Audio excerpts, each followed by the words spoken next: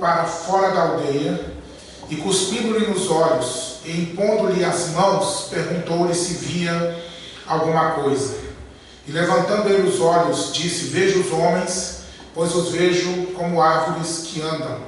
Depois disso, tornou a pôr-lhe as mãos sobre os olhos e o fez olhar firmemente, ou olhar para cima, como algumas Bíblias dizem. E ele ficou restaurado e viu a todos claramente. E mandou para sua casa, dizendo: não entres na aldeia, nem o digas a ninguém na aldeia. Amém.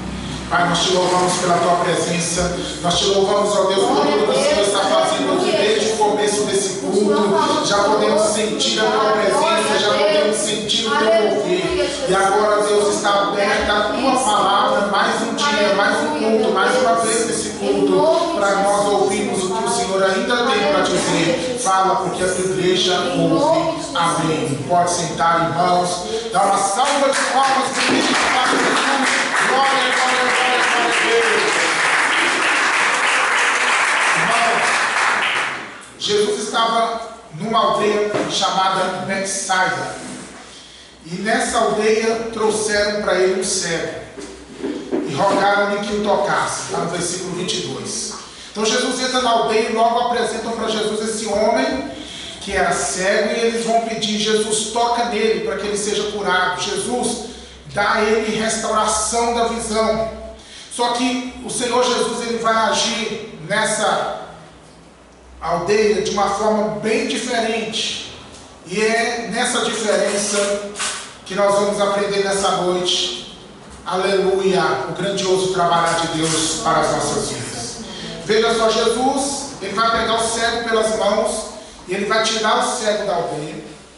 E lá fora da aldeia, Jesus, ele vai cuspir nos olhos do cego, vai impor as mãos e vai perguntar: você vê alguma coisa?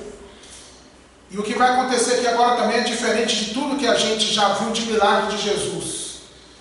O cego, ele vai dizer: eu vejo os homens, eu acredito que são os homens, porque vejo movimentos, mas eu vejo ainda como se fossem árvores. É como se as árvores estivessem andando. Se aquele homem cego, ele conhecia o que era um homem, se aquele cego sabia o que era uma árvore, então é porque ele tinha noção, quer dizer que em algum momento da vida ele já tinha enxergado. Ele ficou cego, então durante a sua existência, a sua vida, veio a cegueira e tirou dele a visão. Então isso traz uma dor ainda maior, porque a pessoa que nunca viu nada, não conhece nada, nasceu cego, já tem um sofrimento enorme. Mas quem já teve a oportunidade de enxergar e não pode mais ver, é muito triste ter saudade da visão. Mas aqui ele vai perceber a visão ainda muito turva, tudo embaçado, tudo muito só movimentos, e ele vai dizer: eu vejo os homens como árvores que andam. E aí Jesus, ele vai pôr as mãos sobre os olhos. Agora ele não cospe, agora ele vai pôr as mãos sobre os olhos e vai dizer: olhe firmemente, ou olhe para cima, firma a sua visão, aleluia. E aquele homem cego vai ficar curado por completo.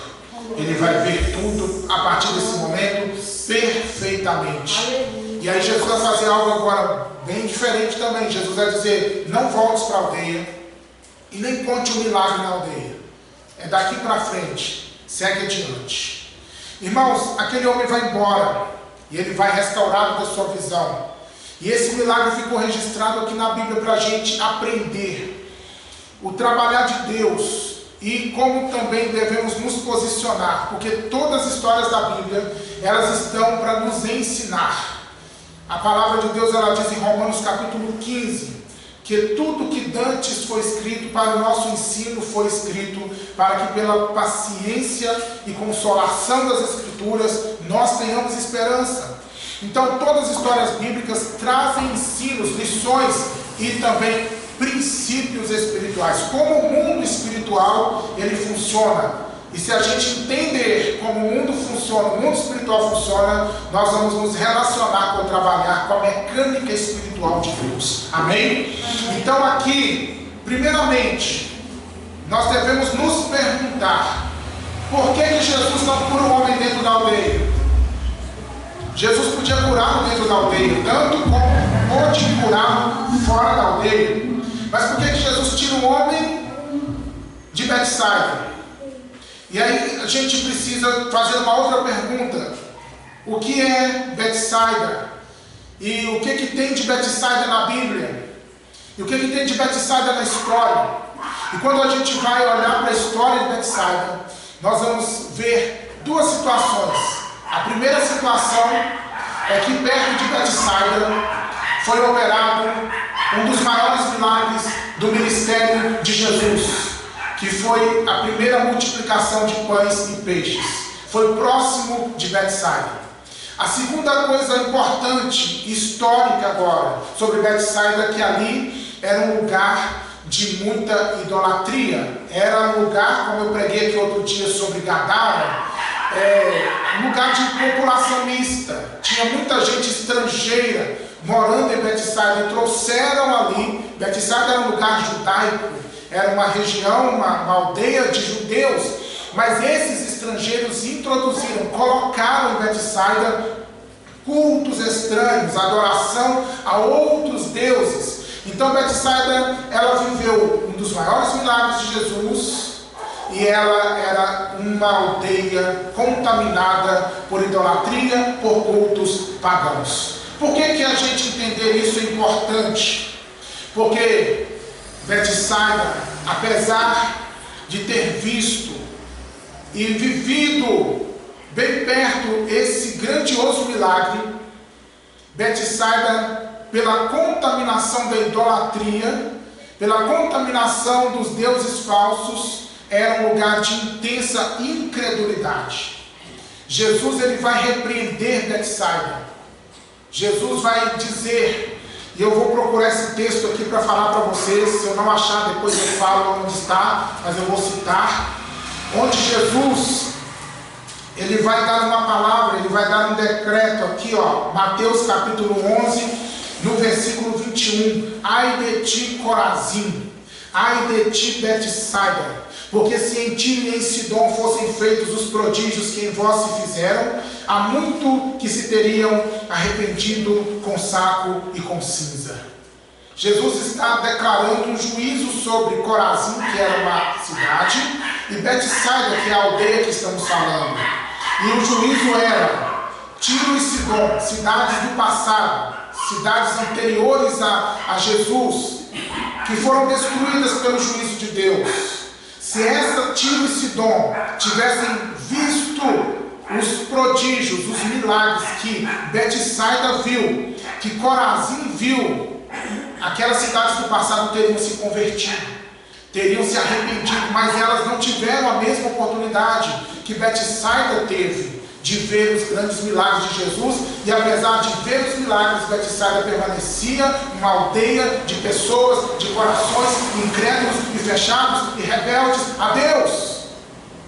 E é sobre isso que Jesus está falando aqui, ai das cidades impenitentes. Então quando a gente vem e vê essa situação, Jesus tirando o cego dali, nós podemos compreender claramente, Jesus estava tirando ele do ambiente de incredulidade, porque ambientes de incredulidade podem nos contaminar. Quando a pessoa ela vive rodeada de conversas de incredulidade, de pessoas que não acreditam, e vai sendo bombardeada dia após dia com palavras negativas, com palavras de derrota, com palavras de descrença, com palavras de blasfêmia contra Deus, essa pessoa, ou ela é muito forte espiritualmente para mudar todo o ambiente ao seu redor, ou o ambiente ao seu redor lhe contamina. E essa pessoa começa a ter os seus pensamentos maculados pelas palavras que ouve todo dia, pelas conversas ao redor. E passa algum tempo, essa pessoa vai se tornando incrédula, igual ao ambiente de incredulidade que ela vive. Ela vai se tornando descrente, ela vai se tornando cética, ela vai vivendo, talvez, quem sabe, aquela coisa que vê só impossibilidades, não consegue acreditar que Deus tem poder para agir, que Deus pode mudar uma situação.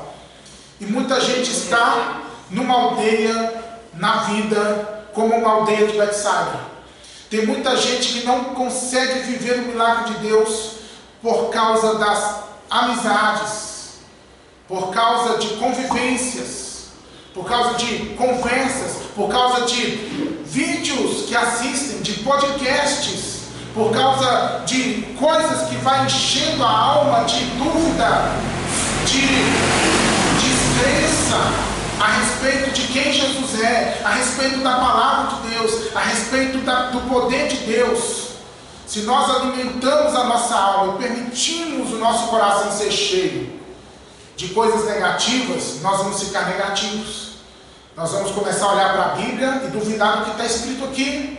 Nós vamos começar a pensar que tudo é uma história, uma fábula, ou que Jesus encolheu as mãos durante os 2000 anos, que a mão de Jesus ficou mãos mirradas, que ele já não pode fazer mais nada. Então Jesus tira aquele homem daquele ambiente de incredulidade, para libertá-lo do vínculo espiritual maligno que estava sobre ele ali, para que o milagre tivesse livre fluxo sobre a vida dele. E o que eu aprendo aqui? O que serve de lição para nós? Que muitas vezes nós temos que sair dessas aldeias de incredulidade, essas aldeias de negatividade. Precisamos, irmãos, selecionar muito as nossas convivências e ter um filtro bem fino sobre aquilo que nós permitimos que entre no nosso coração, sobre aquilo que a gente vai deixar fazer parte da nossa mente. Então, quais são as conversas que têm entrado nos seus ouvidos e ficado no seu coração? Quais são as pessoas com quem você convive mais proximamente? Quem está te influenciando? Quais são as suas influências no dia a dia? Quais são as suas influências na internet? Se as nossas influências são de pessoas que oram, primeira coisa que você tem que ver, essa pessoa está me influenciando, está me dizendo coisas, está me aconselhando, que tipo de vida espiritual essa pessoa tem? Primeira coisa, irmãos, é uma pessoa de oração, que passa longas horas com Deus orando? É uma pessoa de jejum, que passa longos dias, horas e dias jejuando? É uma pessoa que tem uma vida reta em santidade? São as coisas principais para a gente se perguntar, para a gente escolher parar para escutar alguém, parar para dar ouvidos a alguém. Então, quem são as pessoas que estão nos influenciando? Se a gente se deixa influenciar por gente de oração, por gente de jejum, por gente que tem experiência com Deus, por gente que nos chama para mais perto de Jesus, se a gente está se deixando influenciar por pessoas que são usadas até para nos advertir, para nos chamar para um conserto, para nos chamar para uma mudança de vida, irmãos, amém, glória a Deus por essas pessoas. Se deixe influenciar por quem te chama para mais perto de Jesus. Mas se vem com conversa torta, irmãos, se vem com conversa de incredulidade do nosso lado, se vem com ideias que colocam em dúvida a palavra de Deus, irmão, rejeita isso em nome de Jesus. Porque senão, mais cedo ou mais tarde, a sua mente será contaminada. E mente contaminada, irmãos, é terrível. Porque a nossa mentalidade começa a moldar a forma que a gente vê, a forma que a gente entende a própria vida. Quantos cristãos oravam, mas começaram a ouvir ideias? Para que orar? Bobagem, ficar orando muito. Deus já sabe o que você precisa. Para que ficar orando demais? E não sei o que. Quantos cristãos jejuavam maravilhosamente e começaram a ouvir até pregadores dizendo bobagem, jejum, coisa do Antigo Testamento. Agora estamos no tempo da graça. Não é? Quantos cristãos tiveram experiências extraordinárias com o Espírito Santo e hoje estão frios, abatidos, distantes de Deus, de tanto ouvir pessoas falar. Não existe mais poder do Espírito Santo, não existe batismo do Espírito Santo, os dons ficaram no passado. De tanto ouvir, e acabou que o coração se esfriou e virou uma pedra. Mas nessa noite Deus está dizendo, se você está dentro de alguma aldeia que está limitando você, que está sufocando a tua fé e que está te impedindo de viver um fluir poderoso de Deus, saia dessa aldeia hoje. Dê um espaço a vínculos e relacionamentos e coloque um filtro nos seus ouvidos, coloque um filtro nos seus olhos e peça, Espírito Santo, tudo que entrou em mim, que me contaminou, que me gerou incredulidade, purifica o meu coração, porque eu quero ser o tipo de cristão que olha para a tua palavra e sabe que a tua palavra é a verdade. Ela foi ontem, ela é hoje e será para sempre a tua verdade. Tudo que eu leio na Bíblia eu acredito, aleluia. Nós temos que ter fé de criança, irmãos. Fé de criança. Jesus falou, se vocês não se tornarem como crianças, vocês não vão poder ver o reino de Deus. E criança, a criança, irmão, novinha, se você falar para ela, olha, tem um monstro ali fora, se você falar para ela, olha, tem um monstro ali, o monstro tem cara de leão, tem asa de águia, ele está soltando fogo pela boca, ele está voando ali fora, não vai ali não, senão ele vai te pegar. A criança acredita, ela acredita, sabe? Por quê? Porque a criança tem um coração puro, um coração aberto, e ainda mais quando um adulto fala, e se esse adulto é próximo dela, principalmente se é um pai, se é uma mãe, se é um parente, alguém que ela tem vínculos, ela acredita 100%. Assim nós temos que ser crianças nessa parte de acreditar 100% nas palavras de Deus. Como a Bíblia diz, nós devemos ser crianças para ver o reino de Deus. E como crianças, não duvide do que está escrito, não duvide das promessas de Deus da Bíblia, não duvide de quem Jesus é, do que a Bíblia diz que Ele é, porque Ele é, e a palavra de Deus é 100% verdade. Amém? Então, tirou ele da aldeia, e quando sai da aldeia, Jesus é cuspir nos olhos dele. Olha só, Jesus é cuspir nos olhos. É uma forma diferente de agir de Deus, é uma forma diferente de realizar um milagre. Jesus poderia ter dado uma ordem, ou poderia só ter imposto as mãos, ou ter feito de outra forma, mas ele escolheu agir assim, cuspir nos olhos daquele homem. Eu não vou tentar explicar para você. Se você perguntar por que ele cuspiu, eu vou responder para você. Já que estamos falando de criança, na simplicidade de uma criança, eu não sei por que ele cuspiu. Eu só sei que ele cuspiu e deu resultado. Eu só sei que ele cuspiu e gerou vida nos olhos que já estavam mortos. Então não importa muito saber por quê, irmão. Não importa que Jesus fez assim, aconteceu. E é o seguinte, Jesus, ele vai agir de uma forma bem diferente aqui. E aqui tem missão para a nossa vida. Porque nem sempre o Senhor vai fazer as coisas em nós, através de nós, e sobre nós, e por nós, da maneira que a gente espera. Ele vai escolher o caminho dele. Ele vai pôr em prática o plano dele. É o propósito dele. É do jeito dele. É do jeito dele que vai funcionar. Ele tem uma forma especial de tratar comigo e de tratar contigo. Muitas vezes na sua vida o Senhor vai fazer de uma maneira, e eu vou estar vivendo algo semelhante à sua situação, mas na minha vida Ele vai fazer de outra maneira. Então isso mostra para nós a multiforme graça de Deus e a maneira maravilhosa que o Senhor Ele escolhe para agir na vida de cada um de nós. Então esteja de coração aberto para aceitar o trabalhar de Deus na tua vida. Não se limite, porque o Senhor está escolhendo uma maneira diferente de tratar com o seu problema, de tratar com a sua situação, de te trazer uma resposta. Esteja aberto. É importante a gente ter mente aberta e coração aberto na presença de Deus para aceitar, Senhor, se é o Senhor que está fazendo, faz da forma que o Senhor quiser fazer. Mesmo que alguém diga para você assim, mas Deus não faz assim. Se você está na presença de Deus, se você orou a Deus, se você falou, Deus é o Senhor, pode fazer. Se não for o Senhor, não seja. Mas se for o Senhor, faça. Amém. Que o Senhor faça do jeito dele. Porque quando Ele faz, acontece. Acontece o milagre, acontece a resposta, acontece a mudança de vida. Então, a palavra de Deus, ela diz assim, o Senhor está falando, né, em Isaías, os meus pensamentos são mais altos que os vossos pensamentos. Os meus caminhos são mais altos que os seus. Os meus planos são melhores do que os seus planos. Então aceita o plano de Deus. É importante a gente fazer aquela oração que Jesus ele fez. Ele nos ensinou em Mateus 6. E ele vai fazer essa oração lá no Getsemane. E o que ele nos ensinou? Seja feita a tua vontade na terra como ela é feita nos céus. Se a vontade do Senhor é cuspir nos olhos e trazer cura, que seja. Se a vontade do Senhor é impor as mãos, que seja. Se a vontade do Senhor é sonar uma ordem, que seja.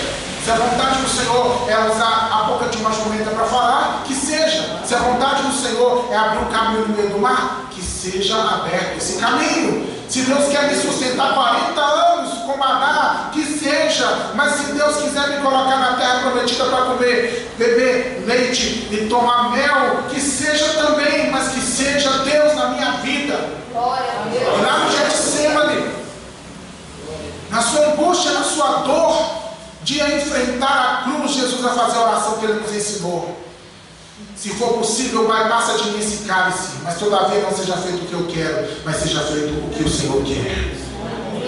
Não limite-se ao agir de Deus, por aquilo que a sua mente compreende, por aquilo que é programável e esperável. Deus tem o maior prazer e satisfação, irmãos, de quebrar os nossos programas e de nos surpreender com aquilo que é inesperado. Glória a Deus. Se você às vezes espera uma porta da direita, Deus fala, não, eu vou abrir pela esquerda. Se você espera um milagre vindo pela tua frente, Deus diz, não, o milagre vai vir pela tua retaguarda. Aleluia! É assim que ele trabalha. Amém? E aí, veja só o que Jesus vai fazer. Perguntou-lhe se via alguma coisa. Ei, você vê alguma coisa? Jesus cospe nos olhos, Jesus impõe as mãos e pergunta para ele, você está vendo alguma coisa? E ele vai responder, eu vejo os homens, pois os vejo como árvores que andam. Então a visão daquele cego, ela se abre, mas não se abre por completo. Jesus vai impor as mãos de novo agora sobre os olhos, vai dizer para ele, veja firmemente, olhe firmemente. E então ele vai ver a todos de forma clara. É um milagre que acontece por etapas. E nesse milagre por etapas a gente tem um aprendizado enorme aqui. E o primeiro aprendizado é o seguinte, que aquele homem cego, ele perseverou na presença de Jesus, mesmo que da primeira vez que o Senhor perguntou para ele, ele não via claramente, ele ficou ali, ele não saiu dali por ansiedade, tá bom, já estou vendo mais ou menos, tá bom, ou por ingratidão, Jesus cuspiu nos meus olhos, Jesus impôs as mãos sobre mim, não resolveu, então eu vou embora. Ele não fez isso, nem por ansiedade, nem por ingratidão ou incredulidade, mas ele ficou ali, perto de Jesus. E aqui a gente aprende, irmãos, a sermos perseverantes na oração, a sermos perseverantes na nossa fé, na nossa comunhão com o Senhor, nos nossos propósitos com Deus, porque quem vence nem sempre é o mais forte, quem vence nem sempre é o poderoso, é o grande, não. Quem vence são aqueles que não desistem, são aqueles que perseveram na presença do Senhor. Na presença do Senhor, meu irmão, sempre vai valer a pena ficar, sempre vai valer a pena estar prostrado. Aleluia. Eu não sei quanto tempo você está orando, não sei quanto tempo você está guardando o mover de Deus na tua vida, mas eu sei que se você perseverar, você vai ver o trabalhar do Senhor, você vai ter a resposta do Senhor. E principalmente para ser salvo tem que perseverar na presença. Então aquele homem ele vai ficar ali perseverante. Não estou vendo perfeitamente não, mas eu vou ficar aqui, porque é melhor estar aqui com Jesus. O que nós aprendemos nesse milagre por etapas? Nós aprendemos também a reconhecer o que Jesus já está fazendo por nós. Olha que Jesus pergunta para ele, você vê alguma coisa? E no versículo 24 ele diz, eu vejo os homens, mas eu vejo como árvores que andam. Não estou vendo direito, mas já estou vendo alguma coisa. Oh, aleluia! Que bom quando a gente tem esse coração de reconhecer o que Deus já está fazendo. Não é a bênção completa ainda não? Não. Não é a resposta exata ainda, não é a mudança toda, ainda não é a mudança toda, mas já é uma mudança, já é uma bênção, já é uma resposta. Então nós precisamos olhar para a nossa vida e fazer essa avaliação. Olha, eu comecei a orar, que tipo de mudanças eu já posso ver como resposta da minha oração? Eu já comecei a buscar, eu já comecei a esperar no Senhor. Que tipo de mudanças eu já estou vendo Deus trabalhando? Porque nem sempre, irmãos, vai ter aquela mudança total de uma vez. Acontecem milagres graduais na nossa vida. Você está orando pela salvação da tua família. Pode acontecer, nada impede. Você está orando hoje pela salvação da sua família, amanhã está todo mundo na igreja aceitando Jesus. O que é que impede Deus de fazer isso? Nada impede. Mas muitas vezes não vai acontecer assim. Vai acontecer uma mudança em um hoje, em outro amanhã, em alguém que não queria nem ouvir falar de Deus, mas de repente essa pessoa começa a ouvir um hino na tua casa, de repente você pega essa pessoa lendo uma palavra de Deus, uma Bíblia, não é? Já é uma mudança. Essa pessoa não veio para a igreja ainda, não levantou a mão, não aceitou Jesus, mas já está mudando, já está mudando. Alguém na sua família que bebe, todo dia está bêbado, você começa a orar, Senhor, liberta, liberta, liberta. A pessoa ainda não parou de beber, mas ela bebia 7 dias, agora ela bebe só 6. Já é uma mudança. Você continua orando, ela está bebendo somente os finais de semana agora. Durante a semana ela já não bebe mais. Já são mudanças que quando a gente olha para isso e começa a reconhecer e começa a dizer glória a Deus pelo que o Senhor já está fazendo. É igual o caso lá, irmãos, do Geazi, do servo de Eliseu, que foi para o monte orar. Ele foi para o monte, o profeta foi para o monte orar. Elias, na verdade, Elias é o profeta. Ele foi para o monte orar e ele falou que ia chover. Vai chover, mas não chovia já há 3 anos e meio. E ele foi para o monte depois que ele profetizou que ia descer uma forte chuva. E ele está orando e ele mandou o servo: vai lá, olha lá se tem algum sinal, olha lá se está acontecendo alguma coisa. E ele orando. E o servo foi 7 vezes. 6 vezes voltou com a palavra negativa: não tem nada, o céu continua limpo. Mas na 7ª vez que ele foi, ele contemplou uma pequena nuvem do tamanho da mão de um homem. E ele voltou dizendo: agora apareceu uma coisa. Apareceu uma nuvenzinha, quase nada, pequeniníssima, lá no cantinho do céu. Aí o profeta falou para ele: vai e diz para o rei Acabe: corre, porque senão a chuva te pega no caminho. Irmãos, aquela nuvem pequena cresceu, encheu o céu, desceu uma forte chuva. Ou seja, esteja atento aos pequenos sinais dos movimentos de Deus na sua vida. Amém? E aí aquele homem, agora já restaurado. Tem outra coisa que eu não podia deixar de falar, irmãos, porque isso foi cantado aqui. Eu fiquei muito feliz quando foi cantado, porque o Espírito Santo sempre confia a mensagem. E é o que Deus trouxe sobre o coração, sobre as etapas do milagre. Primeira etapa, aqui de milagres por etapa, né? Primeira lição, na verdade, de um milagre por etapas. A primeira lição é: o homem perseverou. Segunda lição: o homem viu, testificou dos movimentos de Deus em relação ao seu milagre. E a terceira lição: aquele homem aprendeu, aleluia, que aquele que começou em vós a boa obra, ele vai terminar. Quem ouviu a irmã cantando isso aqui, diga amém. Então, quando ela cantou, eu falei no meu coração ali: glória, amém. Porque Jesus começou a boa obra, ele não ia deixar pelo caminho, ele não ia deixar pela metade, irmão.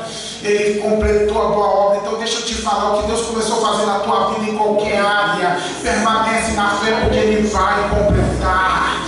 Ele vai fazer perfeito, Ele vai fazer completo. Aleluia! Deus criou o mundo, irmãos. Deus criou o mundo todo, irmãos. E cada dia que era o dia da criação de cada coisa, o Senhor terminava o dia e Ele olhava e falava assim: tá bom. E viu Deus que era bom, e viu Deus que era bom, e viu Deus que era bom. Mas aí, no 7º dia, o Senhor descansa. Mas no 6º dia, sexto dia, o Senhor cria o homem. O Senhor faz o primeiro casamento. E aí Deus vai olhar e falar assim: agora sim, agora está completo. Agora é muito bom. Agora está completo, agora é muito bom. E no sétimo dia as obras são encerradas. É assim que Deus vai fazer na tua casa, na tua vida espiritual, na tua história. Eu não sei quanto tempo essa boa obra vai ser concretizada, mas creio e tenho certeza que aquele que começou a boa obra, ele vai terminar ela. Amém? E aí, para encerrar, Jesus manda o homem aqui, ó, versículo 26, mandou para a sua casa. Então quer dizer que ele não morava na aldeia. O lugar dele não era na aldeia. Veja como as coisas se conectam, irmãos. Ele não era da aldeia, ele estava passando pela aldeia, ele estava visitando alguém na aldeia, ele foi fazer alguma coisa naquela aldeia. A aldeia não era o lugar dele, porque ele era um homem de fé, e a aldeia era o lugar de incredulidade. Então o Senhor fez uma separação aqui. O teu lugar é na aldeia, não, rapaz. O teu lugar não é na aldeia, você é um homem de fé. Você é um homem que acreditou para receber o milagre, então não volta para lá. Não volta para onde eu te tirei. Não volta, fui eu que te resgatei de lá. Segue o teu caminho daqui para frente. Então, irmãos, nós precisamos ter essa visão na nossa vida, da onde Deus nos tirou, seja do lugar de pecado, seja do lugar de dúvida, de incredulidade, de derrota, de miséria, de trevas. Não volta para lá, mas segue o teu caminho adiante no propósito de Deus, em nome de Jesus. Porque tem muita gente que Deus tira ele da maior treva, do maior lodo, do maior charco de lodo, do maior lama. E a pessoa vai, vive o milagre de Deus, o Senhor restaura, o Senhor controla a vida, o Senhor estabiliza, o Senhor traz estruturas, o Senhor abre a visão. E quando a pessoa está bem, ao invés dela seguir o seu caminho, o que ela vai fazer? Ela vai regredir. Ela vai regredir. Por causa das amizades, por causa dos vínculos, por causa dos costumes. Ela volta para as aldeias que lhe escravizaram, que lhe limitaram. Mas seja uma pessoa inteligente. Deus te tirou da limitação, Deus te trouxe libertação de pessoas, de situações, de condições. Então não volte a essas situações. Amém? Fica de pé, por favor, eu quero orar com vocês. Aleluia. Você pode glorificar a Deus por essa palavra. Então diga assim comigo: eu creio, Senhor, que a boa obra que o Senhor começou na minha vida, o Senhor vai terminar. Não só na minha vida, mas na vida de todos que estão aqui, na vida de toda a minha família, em nome de Jesus. Amém. Glória a Deus. Põe a mão aí sobre a tua cabeça. Glória a Jesus. Glória a Deus. Põe a mão sobre a tua cabeça. E nós vamos agora orar para Jesus curar